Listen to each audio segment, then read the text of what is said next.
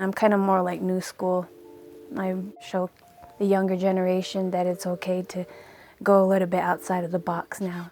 I kind of bend the rules and show them that it's okay to be different, because I think that's where a lot of my generation get discouraged, because they're afraid to bring out more color, be a little bit different. I remember growing up, my mom, when she started teaching me how to bead, I never wanted to learn, and she tried to show me sewing. I sat there, no pain, no attention.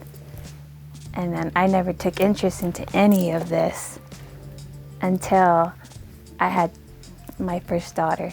I never really took interest into my culture, into who I was. And then when I had my daughter, I had that kind of that urge to come home. And so I was happy that I was home, but I was like, I have so much work to do because I don't know my language. I don't know anything about being Jicarilla besides our basic Gojia and Kesta. And I had so many questions. Being younger, you don't kind of like scared to ask the older generation questions. My grandma growing up, she always showed me little things here and there on the reservation. I remember walking with her. I remember going for the coming of age, yucca, but then being away from home, I forgot. And then I remember driving home one day and I seen my uncle and his wife parked outside of the road. And I'm like, I asked, I was like, what are you guys doing? And she said, I'm getting shampoo. I just got out my car and I was like, can I help? And it was cool because I learned a lot. I'm mostly learning from the ladies I work with.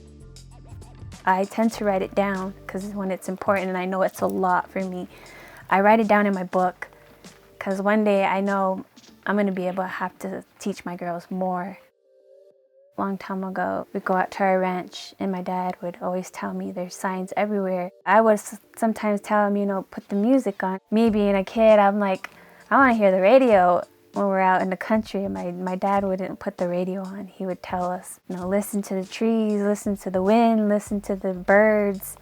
And he'd always tell me, if you hear the birds, that's when you know you're safe, because if the birds are always singing, you're okay. When I first learned how to cut for sumac and willow, how to get the corn pollen and pray. And I've never gotten so in touch more so with paying attention to the simplest things in nature. You pay attention to the seasons, the weather, the way it feels, the way it looks, the way it smells. We're not the only ones here. We're taught to respect the grass. We're taught to respect the trees. We're taught to respect, the animals. Now I carry that on and my children do the same thing. And I'm so thankful that I came home. I have hope. I feel like I'm giving back with them knowing.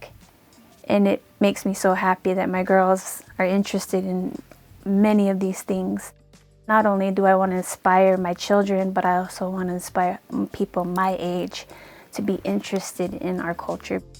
Now, as I'm older, I'm not so scared to ask questions. I know it's okay.